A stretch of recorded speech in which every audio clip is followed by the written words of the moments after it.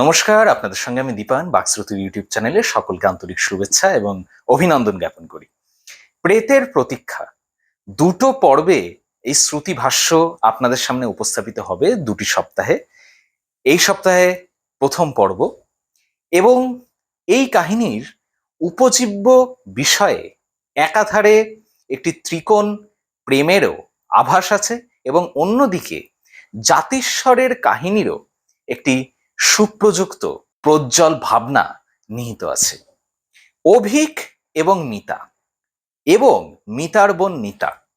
অভিক এবং মিতা বৈবাহিক সূত্রে আবদ্ধ হয়, কিন্তু যখন তাদের কোর্টশিপ অর্থাৎ প্রেম পর্ব চলছে তখন মিতার বোন নিতা কিন্তু অভিকের প্রতি আকৃষ্ট হয় এবং সেই আকর্ষণ অব্যক্তই থেকে যায়। কারণ নিতা একটা সময় দেখে যে তার দিদি মিতার সাথে অভিকের অন্তরঙ্গ সম্পর্ক স্থাপিত হয়েছে।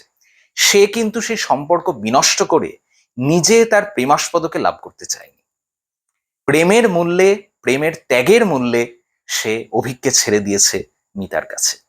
এবং এরপর বৈবাহিক সূত্রে অভিক এবং মিতা আবদ্ধ হয়, তাদের সুমধুর বৈবাহিক সম্পর্ক অগ্রগতির পথে যেতে থাকে এবং কর্মসূত্রে এর কিছুদিন বাদে অভিক মিতাকে নিয়ে একটি স্থানে গমন করে।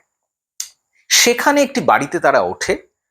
সেই বাড়িতে কিন্তু মিতা ক্রমশ আতঙ্কগ্রস্ত হয়ে পড়ে এবং তার মনে হতে থাকে যে তার এই পরম প্রিয়তম অভিক আসলে অভিক নয়, তার নাম অত্যাচারী জঘন্য মনোবৃত্তি সম্পন্ন অমিতেশ, যে স্ত্রীকে শারীরিক নির্যাতন করে পৈশাচিক সুখ অনুভব করে।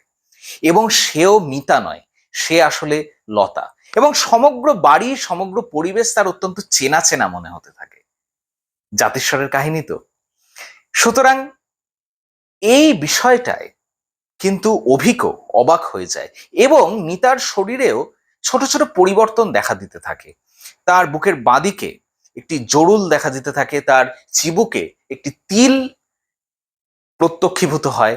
সুতরাং মিতা ক্রমশ যেন হয়ে উঠতে থাকে পূর্বজন্মের লতা এবং অভিক তার পূর্বজন্মের সেই অত্যাচারী অমিতেশের ভূমিকা কি আদৌ মনে করতে পেরেছে? প্রথম পর্ব এখানেই সমাপ্ত। সুতরাং ট্রেলার তো অবশ্যই দেখবেন এবং আগামীকাল মূল শ্রুতিভাষ্য অবশ্যই শ্রবণ করবেন। ধন্যবাদ।